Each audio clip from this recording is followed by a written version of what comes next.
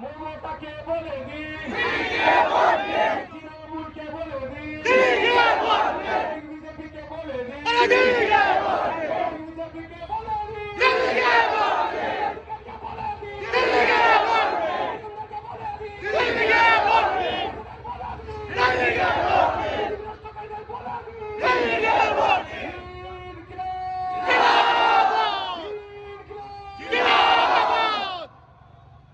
তাহলে ভোটটা